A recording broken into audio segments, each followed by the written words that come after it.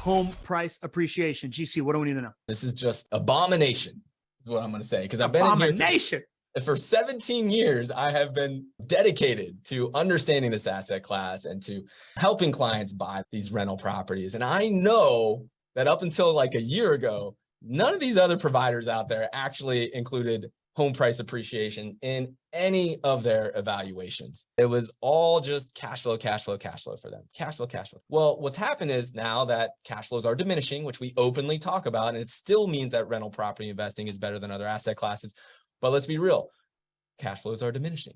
Now, not only do these other providers include home price appreciation in their evaluations, they've gone bonkers as to what their actual home price appreciation rates are in their areas. So again, these are real numbers right now being pushed and promoted for active properties currently from other turnkey providers. And I went and I looked at what do they estimate for different markets out there for their home price appreciation. So that's this first top box here. The Birmingham market, their estimated home price appreciation is 5% a year. Well, I know what the actual data shows going back since 1982.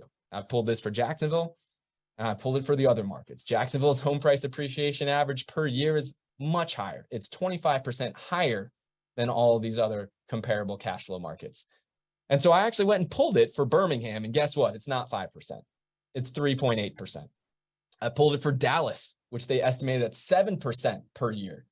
I haven't seen a market out there at 7% per year on average since 1982. So Dallas's actual HPA per year on average is 3.9%, nowhere close to 7%. In Memphis, again, it's not 5%, it's 3.6%.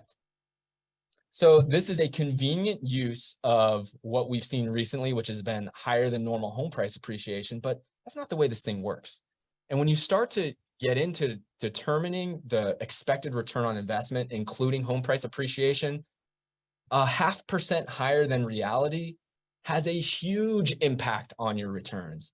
1% higher than reality has an enormous impact on your returns. What's that?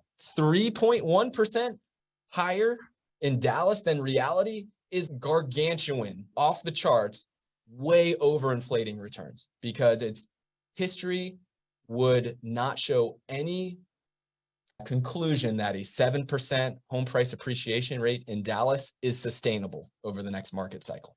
Got it. I mean, they're inflating their home price appreciation by more than what Cleveland's actual home price appreciation is. Yeah, exactly. So GC, if we're going to catch a DEFCON 5 level tricksterish person, and they are showing us these home price appreciation numbers, what are the questions that we have to ask here? How do we defend ourselves? Ask them, how did you get that estimated home price appreciation rate? Can you show me what your data says over the next 10 to 20 year cycle? Got it. So 10 to 20 year cycles. You don't want the last 3 years. You don't want the last 5 years.